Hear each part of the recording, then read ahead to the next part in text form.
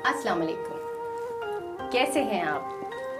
यकीन जाने हमें ये जानकर बहुत खुशी हुई कि आपको हमारा चांद रात का शो बहुत पसंद आया, यानी हमारी मेहनत वसूल हो गई। आपको शो पसंद आया, हमें इतना अच्छा लगा कि हमारा दिल किया कि आपके लिए और भी इस तरह के अच्छे अच्छे प्रोग्राम्स किए जाएं। तो आज हम आपके लिए लेकर आए हैं ईद शो, और आज के शो में भी हमने ऐसे मेहमान बुलाए हैं जिनको आप देखना चाहते हैं, सुनना चाहते हैं और उनके बारे में जानना चाहते हैं। आज का शो आपको कल से भी बहुत ज़्यादा पसंद आएगा, क्योंकि आपको हम चाहते हैं कि हमेशा आप हमारे साथ रहें। तो इसके लिए तो हमें और ज़्यादा मेहनत करनी पड़ेगी। तो आइए मैं आपको आज के अपने मेहमानों से मिलवाती हूँ। वैसे मेरी हार्ट भी तेज़ हो रही है, क्योंकि आज जो हमारे गेस्ट आए हैं वो अपने आप में एक एकेडमी का दर्जा रखते हैं। मेरी फीलिंग शायद मैं आपको बयान ना कर पाऊँ, लेकिन मैं कोशिश करती हूँ कि आप लोगों से मिलवाऊँ। आपने पीटीवी पर एक बहुत ही मशहूर प्ले देखा होगा, गेस्ट हाउस। आप समझ गए होंगे, टिप टिप, ये डायलॉग तो आपको याद होगा लाजमी। मलिक साहब, आपका बहुत शुक्रिया। आपका ये एहसान है कि आप मेरी दावत पर मेरे प्रोग्राम में आए और ईद के इतने ख़ास दिन आपने टाइम निकाला। बहुत शुक्रिया। असल में बात यह है कि जितनी मोहब्बत का आपने इजहार किया है, ये मेरे लिए बहुत बड़ा एजाज़ है कि आप जैसे लोग मोहब्बत करते हैं, चाहते हैं।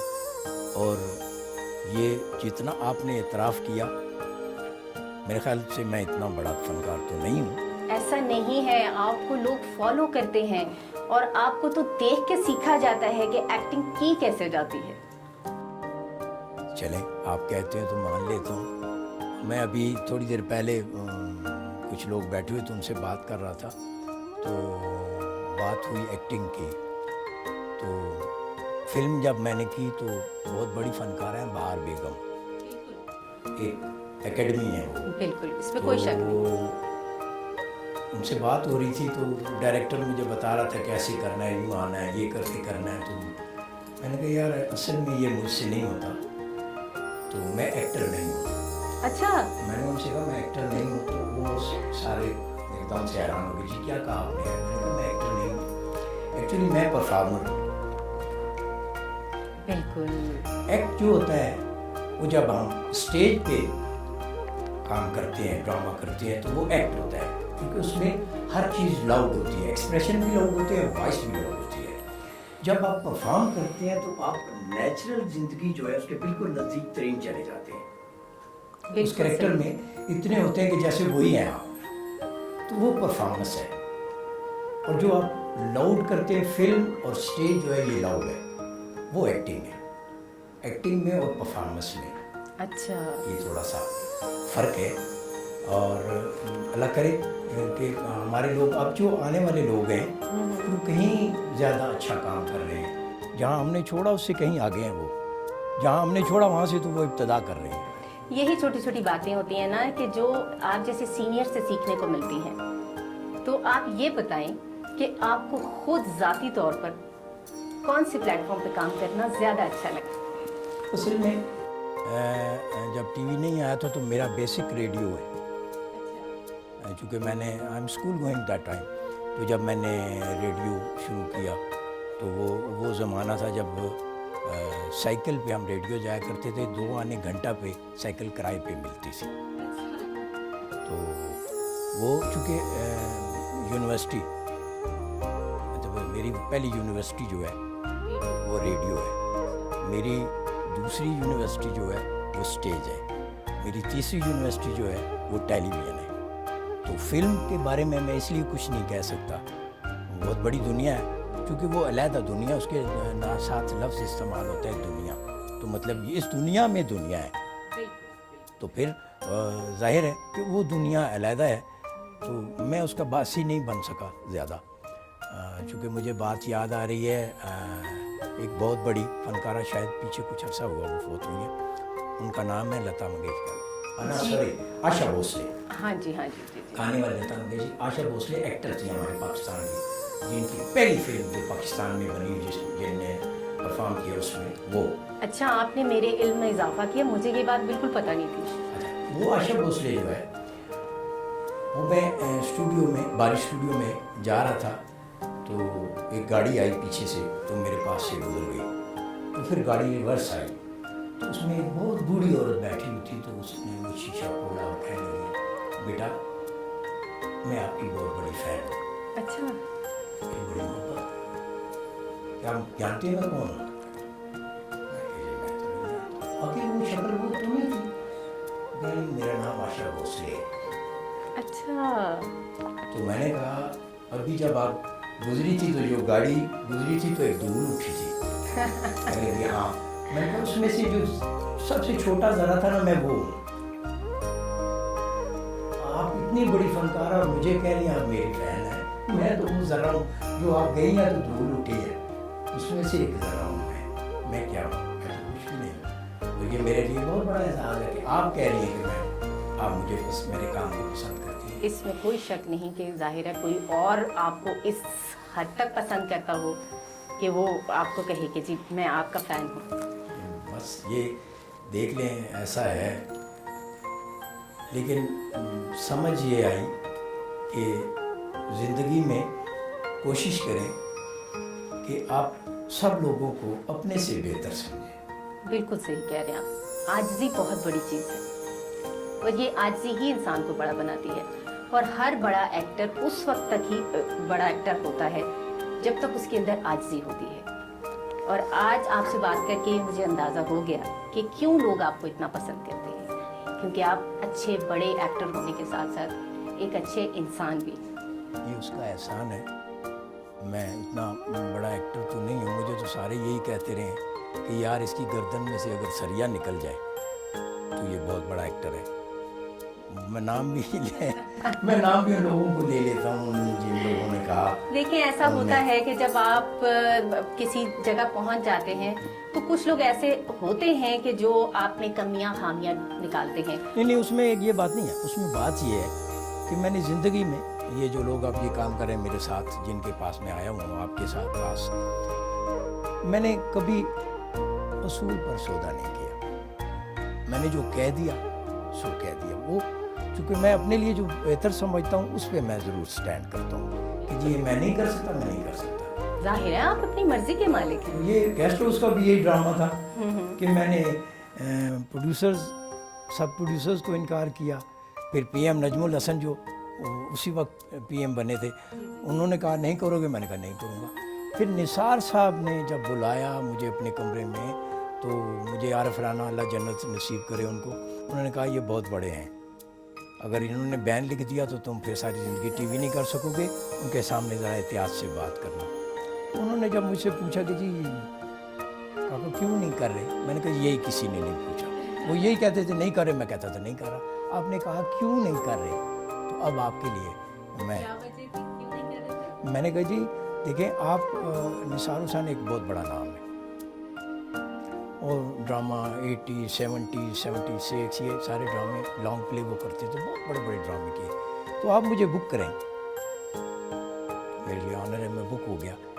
आपसे ज़रा ऊंचा बड़ा नाम आ जाए, BBC लंदन वाले मुझे बुक कर ले तो आपका ड्रामा छोड़ दूँ? कोई असूल है, कोई एथिक्स है? कहने लगे हाँ बह जा, चलो भाई कोई चाय शा लैके आओ तो नाल कोई खाना से लैके आओ तो अंदर कोई नहीं आएगा। वो निसार हुसैन एक फ़कीर आदमी से बहुत बड़ा। तो फिर उन्होंने कहा अब तुम्हारे साथ बात हो सकती है। मैंने कहा जी बात यही है, कुछ एथिक्स हैं उनको ज़रूर अपनाओ। अपनी बात पे अड़ना भी चाहते हो तो लेकिन असूल पे अड़ो, फिर आपका राइट है। अच्छा, अभी हम आपसे और बहुत कुछ जानेंगे, लेकिन हमारे कुछ और मेहमान भी हैं, हम उनसे भी थोड़ी बात करें। फ्रेंड्स, हमारे साथ आज रिबेका फिर से मौजूद हैं। कल के शो में भी आपने उनको देखा था और आपने हमें फीडबैक दिया कि आपको उनकी बातचीत बहुत अच्छी लगी और आप उनके बारे में मज़ीद जानना चाहते हो। तो मिलिए आज फिर रिबेका अब्दुल से। Rebecca, thank you so much Rubina, and Eid मुबारक। ईद मुबारक आपको भी। आज आप कल से भी ज़्यादा अच्छी लग रही हैं। बस वही बात है, उसमें नजर आता है आज क्योंकि ईद है तो तैयारी आपको पता है जरा ज़्यादा हो जाती है। कहीं पर चूड़ियाँ तो झुमके, तो ये तो आई थिंक ईद की खूबसूरती है, कलरफुल कपड़े। बिल्कुल। तो आज क्या कहते हैं, घर में मेहमान आए हुए थे, किस तरह निकली घर से, कैसे टाइम निकाला? एक्चुअली ईद पे क्योंकि नॉर्मली इस तरह होता है कि कुछ खास पकवान होते हैं, तो कभी कहीं पर जाना होता है और कहीं पर एक्चुअली हमारे घर ईद का जो पहला दिन होता है वो हम लोग घर में ही गुजारते हैं। कम लोग आते हैं और हम लोग भी नहीं जाते, लेकिन ईद का जो दूसरा और तीसरा दिन होता है या चांद रात जो होती है उसमें खासा मेहमानों का आना जाना लगा रहता है। तो ईद का पहला दिन नॉर्मली हमारा घर में गुजरता है, इसलिए मैं बड़ा रिलैक्स फील करती हूँ। हमारी ड्यूटी लगी हुई होती है, कहीं पर कुछ अच्छा पकाना है और चांद रात पे आपको पता तैयारियां हो जाती हैं, तो वो सिलसिले चलते रहते हैं। सही। रिबेका, हमारे एक और फ्रेंड भी यहाँ मौजूद है, मैं उनसे भी बातचीत करती हूँ, लेकिन आपने भी अभी यही बैठना है और हमसे गपशप करनी है। फ्रेंड्स, एक और हमारे फ्रेंड, हमारे साथी फनकार हमारे साथ मौजूद हैं। उनके अंदर इतनी खूबियां हैं ना कि शायद मेरे अल्फाज खत्म हो जाए, लेकिन उनकी खूबियां खत्म नहीं होंगी। कॉमेडी के बादशाह हैं, stand up comedy, theatre, radio, film, उन्होंने भी हर प्लेटफॉर्म पे काम किया है। किसी को हंसाना बहुत मुश्किल काम है, रुलाना तो एक सेकंड की बात है, लेकिन किसी को हंसाना इतना मुश्किल काम है, लेकिन उनके लिए ये बहुत आसान है क्योंकि वो इस काम के माहिर हैं। मिलिए सईद अनवर से।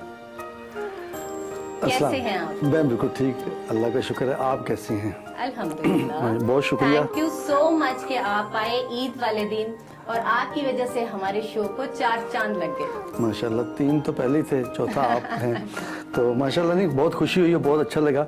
ईद वाले दिन आज इकट्ठे हैं, बहुत सीनियर लोगों से मुलाकात करवा दी आपने, तारिक मलिक साहब, जिनको देखकर हम इस फील्ड में आए हैं। तो वाकई हमारी ईद होगी इनके आने से। तो ये है कि अपना आपका और शुक्रिया। और ईद तो सच्ची बात है कि हाँ, जो फनकार की ईद होती है ना, वो तो ऑडियंस के साथ होती है, पब्लिक के साथ होती है। तो आज आपने हमारे पब्लिक से वो मुलाकात करवा दी है, हमारी ईद हो गई। सही है। ईद तो नाम ही खुशी का है। हाँ जी, तो ईद सईद भी होता है ना, तो मैं ईद भी और सईद भी हूँ। सही। अच्छा, एक आम इंसान की ईद में और एक सेलिब्रिटी की ईद में क्या फर्क होता है? हमारे फ्रेंड्स जानना चाहेंगे, कुछ ये बताएं। मैं आम आदमी की बता सकता हूँ, सेलिब्रिटी के वो किसी सेलिब्रिटी बैठी है, इनसे पूछे। नहीं, आप भी किसी सेलिब्रिटी से कम नहीं है। मैंने बताया ना कि जो फनकार होता है ना, उसकी ईद पब्लिक के साथ होती है। ये मैंने जुमला अपना तारिक मलिक साहब से सुना हुआ है कि जो फनकार होता है ना, वो पब्लिक प्रॉपर्टी होता है। बिल्कुल। तो हम चूँकि पब्लिक की प्रॉपर्टी हैं, तो इसलिए जिस तरह हमें पब्लिक चाहती है, हमें उसी तरह से ईद करना अच्छा लगता है। पब्लिक हमें स्क्रीन पे देखना चाहते हैं, हम स्क्रीन पे रहते हैं। पब्लिक हमें थिएटर पे देखना चाहते हैं, हम थिएटर पे चले जाते हैं। तो हम तो पब्लिक के हिसाब से ईद करते हैं। यानी कि परफॉर्म करते करते ही आपकी ईद गुजर जाए, आप इसी में ही खुश हैं। जी, हम इसी में खुश हैं। तो आजकल आपके कौन कौन से प्रोजेक्ट चल रहे हैं? थिएटर कर रहे हैं, रेडियो कर रहे हैं, कहाँ आजकल ज्यादा मसरूफ हैं? मसरूफ़ तो हम ज़्यादा, वैसे बेसिकल तो मैं थिएटर का एक्टर हूँ, लेकिन जाहिर है हम वो थिएटर से अगला स्टेप आ गया टेलीविज़न, टीवी और थिएटर दोनों ही कर रहे हैं। लेकिन थिएटर जो हो रहा है वो नहीं कर रहा, कोई सिलेक्टेड थिएटर PNCA का हो गया या रावलपिंडी आर्ट्स काउंसिल में हो गया, तो ये कर लेते हैं। Classic place. हाँ, जो अच्छे प्ले हैं, जो फैमिली प्ले हैं, वो कर लेते हैं। वरना ये जो थिएटर हो रहा है, मुझे तकलीफ ये भी होती है कि इसको थिएटर कहते हैं, ये मेरी तकलीफ है। इसे थिएटर ना कहें, जो मर्जी कहें। सही कह रहे हैं आप। वैसे आपको पता है कि मैं आपकी कितनी बड़ी फैन हूँ। आप जैसी स्टैंड अप कॉमेडी बहुत कम लोग कर सकते हैं। एक अकेला बंदा खड़ा होके इतने लोगों को हंसाए, मैं तो वैसे ऐसा कभी सोच भी नहीं सकती। मैं ये काम नहीं कर सकती। सच्ची बताऊं, मैं भी नहीं सोच सकता था, अभी भी नहीं सोच सकता, क्योंकि ये काम ऐसा है कि हर रोज़ नया काम होता है, ऑडियंस नहीं होती है, क्राउड नया होता है, वो जो लोग देखने वाले हैं वो बिल्कुल डिफरेंट लोग होते हैं। हमें बहुत से लोगों को फेस करना पड़ता है। हमें नहीं पता होता, सामने अपना डॉक्टर्स बैठे हैं, सामने आर्मी के जवान बैठे हुए हैं, सामने आम बच्चे बैठे हुए हैं। बाज़ औक़ात तो ऐसे होता है कि लाइव जब स्टैंड अप कॉमेडी करते हैं ना, तो बच्चे भी होते हैं, बड़े भी होते हैं, बूढ़े भी होते हैं, उसमें वो नकाद भी होते हैं, हर किस्म के लोग होते हैं। तो हमें ऐसी कॉमेडी करनी पड़ती है या ऐसी बात करनी पड़ती है कि सभी लोग बराबर एंटरटेन हों। तो वो मुश्किल काम होता है कि बच्चों का अपना एक माइंड सेट होता है, बड़ों का अपना होता है, लेकिन कोशिश करते हैं, अल्लाह पाक बरकत देता है। और आपने कहा आप फ़ैन हैं, तो ये तो आज मेरा हौसला बढ़ गया। अब मेरी कॉमेडी में थोड़ा सा मैं सीरियस हो जाऊँगा। यकीन माने, मैंने आपके जो 2-3 आइटम ऐसे हैं ना कि वो मुझे भूलते ही नहीं है। एक आपने का मैंने आइटम देखा था जो आप खबरें खबरों पढ़ते पे हैं। वो परफॉर्म किया था कि हाँ जी। जो कि एक न्यूज़ कास्टर को यानी कि साथ डांसर भी होना चाहिए। हाँ कि जो ख्वाजा सराह होते हैं वो खबरों पे भी डांस कर लेते हैं, वो खबरों पे कैसे परफॉर्म करते हैं। हाँ, वैसे लेकिन वो चूंकि आइटम तो आपका मुझे कभी भूला ही नहीं। वो पता है कि मैं कहता हूँ रेसिज्म में हो जाए, इसलिए मैंने उसको चेंज कर दिया। वो ख्वाजा तो अब चूंकि उनको वोट का भी हक मिल गया और बहुत से हुकूक उनको मिल गया, मैंने वो निकाल के मैंने अब वही आइटम शिफ्ट कर दिया कि हमारा जो न्यूज़ कास्टर है उसको खबरों पे डांस आना चाहिए, तो वो डांस के साथ खबरें पढ़े ताकि लोग एंटरटेन भी हों। वैसे आज ईद भी है, खुशी का मौका है, यकीनन हमारे फ्रेंड्स भी चाहेंगे कि एक तजस्सुस तो कायम हो ही गया होगा सबके दिलों में, तो आप अगर थोड़ा सा परफॉर्म करके बताएं, सबकी खुशी दुबाला हो जाएगी। वो परफॉर्मेंस जाहिर है, वो तो परफॉर्मेंस जो आप कह रहे हैं वो तो इसलिए पॉसिबल नहीं है, उसके साथ म्यूजिक होता है, पूरा तबला होता है, नहीं कुछ हम जाहिर है आपने मेरी ड्यूटी लगाई है, आप अपने काम के माहिर हैं, कुछ ना कुछ तो हाँ आप कुछ ना कुछ तो कर देते हैं, वो कर देते हैं। मैं कहता हूँ हाँ, चूँकि हमें कभी ज़िंदगी में कॉन्शियस नहीं होना, लैंग्वेज कॉन्शियस नहीं होना, कुछ नहीं। हमारी उर्दू अच्छी है, हम उर्दू में बात करें, हमारी पंजाबी अच्छी है, पंजाबी में बात करें, पश्तो सिंधी जो भी हमारी लैंग्वेज है, हमें अपनी हर ज़ुबान पे फ़ख्र करना चाहिए। बिल्कुल। मुझे एक कॉलेज में जाने का इत्तेफाक हुआ, तो वहाँ के कॉलेज की प्रिंसिपल जो थी ना, वो बच्चों के सामने ना इंग्लिश में स्पीच कर रही थी। अच्छा। तो एक छोटी सी बच्ची थी, उनकी अपनी बेटी थी, वो साथ तंग कर रही थी, वो साथ बच्ची को मना कर रही हैं और साथ तकरीर कर रही है अंग्रेजी में। तो अब उन्होंने तकरीर स्टार्ट की, I start with the name of Allah who is baby don't disturb मी। और साथ बच्ची को मना कर रही है, और बच्ची फिर बात you know when no please don't disturb me, excuse me, when I came back no please no, when I no, तो तू तो परे मारनी। वो बच्ची समझी थी, वो बच्ची समझती पंजाबी है तो उसे इंग्लिश में डोंट डिस्टर्ब मी। पहले वो स्पीच में कॉमेडी हो गई, हाँ कॉमेडी भी होगी, तो आपको वो आइटम मिल गया। मुझे जाहिर हम तो ऑब्जर्वर है, हम ऑब्जर्व करते हैं, सीख लेते हैं, बस चोरी नहीं लेकिन वो करते। ख्वाजा सराह वाला प्लीज करके दिखाए ना, वो बहुत मजे का। मैंने कहा ना कि मुझे मजबूरी ये है कि अब हम उन्हें कर नहीं सकते लाइव, इसलिए कि उसमें बहुत सी प्रॉब्लम्स आ जाएंगी, आपके लिए भी, मेरे लिए भी, अच्छा। चैनल के लिए भी। मेरी बेटी ने मुझे बताया कि पापा ये ना किया करें। अच्छा, हाँ। सॉरी मुझे नहीं पता, लेकिन वो आपका इतना अच्छा आइटम है ना कि यकीन माने कि वो हंस के पेट में दर्द हो जाती है। बस मैं यही लेकिन चाहता मैं कि ऑफ कैमरा बात में ऑफ आपसे कैमरा जरूर में आपको देखूंगी। उससे छलांगे मार मार के दिखा दूंगा। सही, अभी आपसे हम और बातचीत करेंगे, थोड़ी देर हम रिबेका से बात करते हैं। रिबेका, आप हमारे दोस्तों को ये बताएं कि आपका अभी का, बचपन का और लड़कपन का ईद का सारा सफर कैसा है? अच्छा, अगर मैं अपने चाइल्डहुड की बात करूँ तो वो ईद जो है, मुझे लगता है उसमें बस यही डिफरेंस थोड़ा सा जो मुझे देखने में लगता आया है कि अब क्योंकि नॉर्मली जो ईद होती है, मैं पिछले 5 साल से क्योंकि FM कर रही हूँ रेडियो पाकिस्तान का, तो आई स्टिल रिमेंबर कि पिछले 5 साल की जो ईद है, छोटी ईद और बड़ी ईद, वो मेरी तीनों दिन, इवन दो चांद रात जो है वो मेरी FM पे गुजरती है, माइक के आगे गुजरती है। बिल्कुल। और कंजक्टिव जो है 4-4 5-5 घंटे के जो है हमारे कंबाइंड शोज होते हैं। सो वो उसके अलावा अगर कोई होस्टिंग है तो वो 5 साल का सिलसिला, लेकिन उसके अगर पीछे चले जाए बचपन की, जिस तरह आपने कहा कि मैं कोई बात शेयर करूँ, तो I think I still remember कि वो जो है, और हमें सबसे ज़्यादा एक्साइटमेंट रुबीना हुआ करती है। मेरी पुप्पू जो है, हमारे घर में शीर खुरमा नहीं बनता, मेरी वालदा बहुत अच्छा बनाती है, लेकिन हमारे घर में बनता नहीं, क्योंकि वो मुझे याद है जब से मैंने गोश्त संभाली है, वो जो शीर खुरमे की खुशी है वो हमें मिलती है, मेरी पुप्पू जो है उनके घर से पक्का आता है। वाओ। मैंने अपनी ज़िंदगी में कोई ऐसी ईद नहीं देखी जिसमें ईद पर हमारे घर, हमारी पुप्पो के घर से शीर खुरमा ना आया हो। तो वो जो मुझे एक लगता है, मुझे लगता है ये हर घर में कुछ ना कुछ खास होता ही होगा, लेकिन ये एक जो अटैचमेंट है जिस तरह से, और वो आई स्टिल रिमेंबर हम जब छोटे होते थे तो अब्बा को कहते थे पुप्पो को फ़ोन करें, चांद नजर आ गया, वो शीर खुरमा कब होगा? अब्बा कहते थे सब्र कर जाओ, सुबह भेजेंगे, मतलब वो बनाएगी अब चांद रात वाले दिन तो वो होगा। सो आई थिंक ये जो छोटी छोटी सी खुशियाँ होती हैं, एक और चीज़ बड़ी अच्छी होती थी रुबीना की, हमारी जो ईदी इकट्ठी होती है, और आई थिंक ये हम सबके साथ ही होता होगा अपने बचपन में कि सबके पेरेंट्स जो है वो ईदी ले लेते हैं, खासतौर पे अम्माएँ जो है ना, उनको बड़ा शौक होता है बच्चों की। हाँ, कि गुम ना हो जाए, मेरे पास रखवा दो। वो गुम होती नहीं है, उनको एक्चुअली खुद चाहिए होती है। बिल्कुल। So and I still remember कि मेरी अम्मी हमें जो है वो ये लालच दिया करती थी कि अभी तुम लोग 2 जोड़े लोगे, मैं और मेरी छोटी बहन, और जो ईदी पे पैसे इकट्ठे होते थे वो हमें उसका जोड़ा लेकर देते थे। और सूट ही लेना है उसका, और कुछ नहीं लेना, कपड़े खरीद कर देती थी और कहती थी देखो this is what you have to save your money. तो मैं कहती थी पता नहीं मतलब बाकी हमारे तो ऐसी नहीं करती हैं या आप ही कुछ हमसे काम करवा रही होती हैं, लेकिन बाद में रियलाइज हुआ सारी हमारे ऐसे ही करती हैं। सही। तो अच्छा, आप ईद सिर्फ लेती ही हैं या ईदियाँ बांटती भी हैं?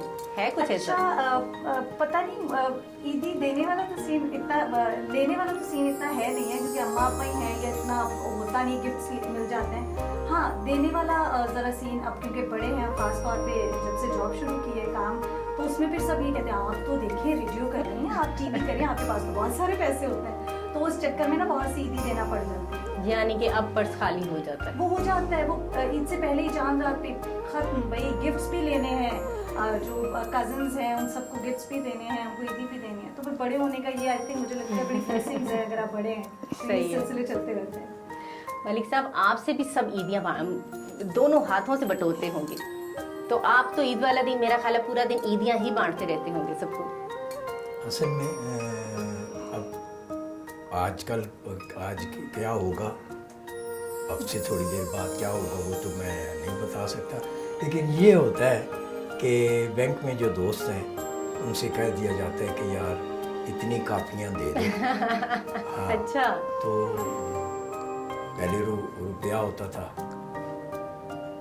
कभी किसी हमारे ज़माने में आना दो आनी पैसा, सस्ते ज़माने होते थे, करेंसी बहुत लो होती रुपया थी। ये हुआ करते थे, तो वो भी हमारे लिए 8 आने ख़त्म नहीं होते थे। बिल्कुल। और फिर एक दौर आया कि फिर रुपए आ गए, फिर 5 रुपए का नोट आ गया, फिर 10 रुपए का आ गया, तो अब तो 10 वाले को भी कोई अहमियत नहीं, उसके रुपए के बराबर सही भी कह नहीं रहे हैं, समझा बच्चे कहते हैं जाता। 10 में तो कुछ आता ही नहीं है, तो नहीं, कम अब से कम तो 100 रुपया। मतलब ये हो गया कि अब तो जो है ना नोट वो शुरू ही मेरे ख्याल से 100 से होता है, 100 रुपए से। हाँ, वहाँ से बच्चों को शुरू वो हो। कहते हैं ना, अगर जिनको पूरा नहीं भी पता होता ना, छोटे बच्चे को कहते हैं लाल लाल रेड नोट चाहिए। नहीं आप दे ना ये आजकल का 10 वाला, तो वो कहते हैं ये किस लिए दिया, ये क्या है, वो नहीं लेते। सही कह रहे तो हैं। बहरहाल ये खुशियाँ हैं, असल में वो नोट जो है वो खुशियाँ हैं। आप उनके चेहरे पे मुस्कुराहट देखना चाहते हैं, या उनकी वो जिस मोहब्बत से आपकी आके टांगें पकड़ते हैं और कहते हैं लाओ ईदी दो, तो वो जो एक मोहब्बत है वो खुशनसीबी होती है कि आपको मिलती है कि बच्चे आपके इर्द गिर्द जमा होते हैं, आपसे ईदी लेते हैं। तो एक वक्त था हम ऐसे करते थे, आज हमारा वक्त है देने का। सही। अगर लेना अच्छा लगता था तो देना भी अच्छा लगता है। बहुत अच्छी बात है। अच्छा ये बताएं, एक आम तारिक मलिक जब था और अब एक लेजेंड सेलिब्रिटी, क्या फर्क? असल में रुबीना, बातें जो है ना वो करने को तो बहुत हैं, लेकिन ये इस मुकाम तक पहुंचने के लिए असल में मेरी जो सोच है, जो मेरी थॉट है वो ये है कि ये एक खूबी है जो मैं बहुत बड़ी बात करने लगा हूँ, वरना मुझे माफ़ कर दे। ये सिफ्त इलाही है कि अल्लाह ने ये चाहा कि मैं जाना जाऊँ, पहचाना जाऊँ। बिल्कुल। आपको पैदा करके उसने अपनी पहचान कराई है, और वो जो सिफ्त है वो इंसान में भी है। इंसान चाहता है कि मैं जाना जाऊँ, पहचाना जाऊँ, उसमें फील्ड्स हैं बेशुमार। अब मैंने शुरू में ये चाहा कि मैं जाना पहचाना जाऊँ, तो मैंने स्कूल टाइम में हॉकी खेली कि मैं एक बहुत बड़ा हॉकी प्लेयर बनूँ, और वो उसमें लगा हुआ था। उसमें जाते जाते उस वक्त पिंडी में कोई ऐसा सिस्टम नहीं था, ये लियाकत हाल वगैरह ये हाल नहीं थे, एक जुबली हाल होता था गार्डन कॉलेज का। अच्छा अच्छा। तो चूँकि हम स्कूल गोइंग थे, तो हमने ये जो फिरोज बिल्डिंग है, जब प्लाजा ओडियन सिनेमा की तरफ जाएं तो वो साइड, तो वहाँ नेशनल सेंटर होता था, तो वहाँ हमने पहला ड्रामा परफॉर्म किया। अच्छा। तो अफजाल लतीफ़िया ये वगैरह जो लोग थे, ये देखने वालों में आए थे, और ये बड़े मोहब्बत से मिले, और उन्होंने कहा यार हमने आपको देखा, तो मतलब ये, तो वो जब ये शुरू किया तो देखा कि ये एक पहचान का अच्छा रास्ता है, इससे मेरी पहचान हो जाएगी, मैं लोगों में जाना जाऊँगा, पहचाना जाऊँगा। फिर जब मैंने चकलाला टीवी पे पहला प्ले किया, तो अंगूर खट्टे हैं उस प्ले का नाम था। अच्छा। तो मैं मतलब सिंगल परफॉर्मर था। उज़मा गिलानी, सजाद किश्वर, ये मेरे माँ बाप बने हुए थे। एक दोस्त अच्छा, बने हुए थे। माशाल्लाह, इतने। लेकिन जिस तरह ये एक कैमरा, ये दो, ये तीन कैमरे, इनके साथ मैंने परफॉर्म करना है, उन्होंने कैमरे के सामने नहीं आना। माँ बाप ने या दोस्त ने कैमरे के सामने नहीं आना, मैंने परफॉर्म करना है इसके साथ। ये मतलब दोस्त के साथ बात करूँ, इससे बात करूँ, अच्छा, अम्मा से बात करूँ, इससे बात करूँ, उससे बात करूँ, यानी कि आपने कैमरे को माँ समझ के उससे बात करनी वो है। खड़ी है कैमरे- पीछे माँ, अच्छा, उसकी आवाज आएगी लेकिन वो कैमरे के सामने नहीं आएगी। अच्छा, ये प्ले था, ये शमा अहमद जी, जनरल शाहिद अहमद उस वक्त मिनिस्टर थे, पहले मिनिस्टर इंफॉर्मेशन ब्रॉडकास्टिंग की। उनकी बेटी थी शमा अहमद, जो अच्छा। बरतानिया से पढ़ के आई थी। ये उसने प्रोड्यूस किया था, उसमें मैंने काम किया था, यानी कि 1 मैन परफॉर्मेंस थी, मेरा फर्स्ट प्ले जो था। ये तो सुनने में इतना मुश्किल लग रहा था, आपने तो किया कैसे? वो चला जब, तो असलम अदर साहब ने देखा जब, तो उन्होंने कहा कि ये जो आपने वो इंग्लिश का लफ्ज़ अभी बोलती थी ना, पता नहीं सेलिब्रिटी के क्या, सेलिब्रिटी। हाँ वो तो वो उन्होंने कहा कि वो लोग जो हैं कराची, लाहौर और इस्लामाबाद, यानी चकलाला टीवी के, उनसे कराए। तो यहाँ से नैयर कुमार, अच्छा, लाहौर से कवि खान, कराची से SM सलीम, ये बहुत बड़े नाम थे। बहुत बड़े नाम। फिर इनसे वो उस तरह परफॉर्म कराया गया और उसको आर्काइव किया गया, संभाल लिया गया। ये उनका ऑर्डर था कि उसको संभाल के रखो, इन परफॉर्मर के काम कि ये मतलब इनको किसी दूसरे फनकार के बगैर कैमरे के सामने भी परफॉर्म कर सके। तो वो मेरी फर्स्ट परफॉर्मेंस। मेरा तो नहीं ख्याल कि आजकल के फनकार इस तरह का मुश्किल काम कर सकते हैं, क्यों रिबेका? अगर आपको ऐसा मौका दिया जाए तो आप कर लेंगी? आई थिंक चैलेंजिंग रोल्स या चैलेंजिंग कोई भी काम अगर आप नहीं कर सकते तो आर्टिस्ट नहीं हो सकता। लेकिन मुश्किल तो बहुत होगी। आर्टिस्ट होना बहुत मुश्किल काम है, क्योंकि जो एक एक्टर होता है वो हमेशा एक जैसा परफॉर्म नहीं करता। हर कैरेक्टर जो है उसका मुख्तलिफ होता है। अगर कोई माँ का रोल कर रहा है तो वो मुख्तलिफ तरह का माँ का रोल, कहीं पर वो गुस्से वाली, कहीं पर बहुत शफीक, कहीं पर सख्त मिजाज। तो ये आई थिंक एक्टर का कमाल ही ये होता है, जो भी एक्टर होता है उसमें इतनी कैपेबिलिटी होती है कि वो हर किरदार में खुद को जो है मनवा सके। व्हाट आई बिलीव सो, मैं तो समझती हूँ, मैंने तो बिल्कुल अभी आगाज़ किया है, लेकिन जो मैंने अपने असातिज़ा को देखा है, उनसे सीखा है कि वो यही है कि बहुत वुसअत चाहिए आपको इस काम के लिए। आई थिंक आर्टिस्ट मतलब ही इस चीज़ का है कि आप बहुत सी डिमेंशंस जो है, बहुत से काम आप बैक वक्त कर सकते हैं। बिल्कुल। रिबेका, आपने बताया था आप कोई फिल्म भी कर रही हैं, कब आ रही है आपकी फिल्म? अभी तो नहीं आ रही, लेकिन ऑफ कोर्स वो चीज़ें जो हैं हमारी Under process है। पाइपलाइन में। चलें, हम देखना चाहेंगे कि आप बड़ी स्क्रीन पे कैसे आती हैं और कैसी लगती हैं, कैसा परफॉर्म करती हैं। मैं खुद भी। Good luck for the future. Thank you so much. सही साहब, आपने मूवी में काम किया? हाँ जी, मैंने जब मुझे फिल्मों में काम करने का बहुत शौक था, उस वक्त चांस नहीं मिला। तो जब चांस मिला वो फिल्में इस काबिल नहीं थी कि उनमें काम किया जाए। लेकिन अभी मैंने पिछले दिनों एक फ़िल्म की है, थोड़ी सेटिंग थोड़ा प्यार, तो वो भी मतलब तकरीबन डबिंग भी करवा दी है काफ़ी। अब शायद ईद के बाद भी कुछ दिनों बाद वो सिनेमा पे लग भी जाए। तो कम फिल्में की हैं, लेकिन ये है कि की है, फिल्म तो स्टार फिल्म हो में भी गया। आपने कॉमेडी की है कि हाँ serious? कॉमेडी, मैंने Comedy करेक्ट, की है? हाँ कॉमेडी करेक्ट। ठीक। असल में हर एक्टर का ना हमारे ये प्रॉब्लम भी है कि छाप लग जाती है, लेकिन बाज़ काम ऐसे होते हैं कि अपना अपना मिजाज होता है बिल्कुल। हर एक्टर का।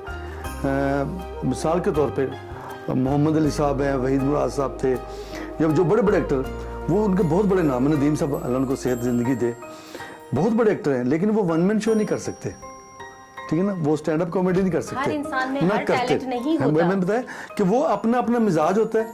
तो मैं इसलिए मुझे ज़रा कंफर्ट रहता हूँ, मैं कॉमेडी में नेड़े पैंदी मैनू मैं कर लेना। आप इजीली कॉमेडी कर लेते हैं, आपके लिए हंसाना बहुत आसान है। शायद ऐसे लगता है ये मुझे। आप पे अल्लाह का खास करम हाँ, है ये अल्लाह का करम होता है, कि बिल्कुल किसी सही को बात है। हंसाना एक असल इबादत भी है। आपकी बात बिल्कुल सही, वो कहते हैं घर से बहुत दूर है मस्जिद, चलो ऐसा कर ले, किसी रोते हुए बच्चे को हंसा लेते हैं। असल में ये होता है कि आपके जो मिजाज में चीज़ होती है ना, उसी को वो बाहर निकलती है। वो जिस तरह का बंदा होता है फिर वो उसमें ईजी रहता है। और कहते हैं ना, हर सांस पर नहीं रुकते, धड़कनों के असूल होते हैं।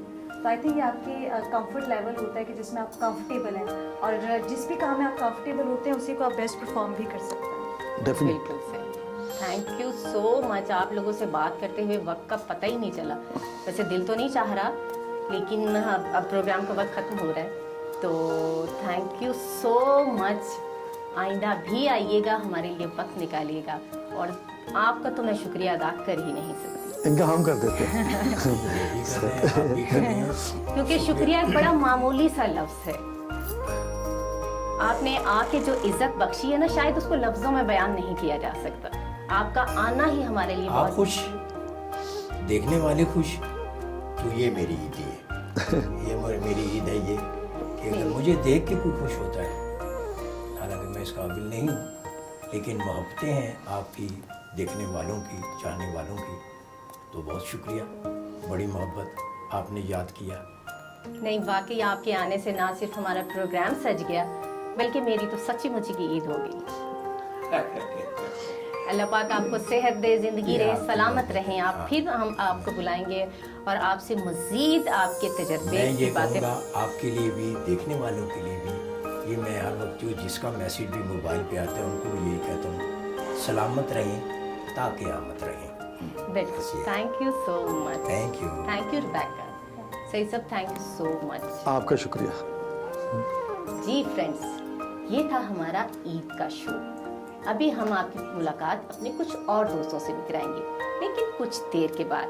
कहीं जाइएगा मत, क्योंकि हम आपको आज का दिन बहुत इंटरटेन करने वाले हैं। थोड़ी देर में फिर से आते हैं, तब तक वेट कीजिएगा।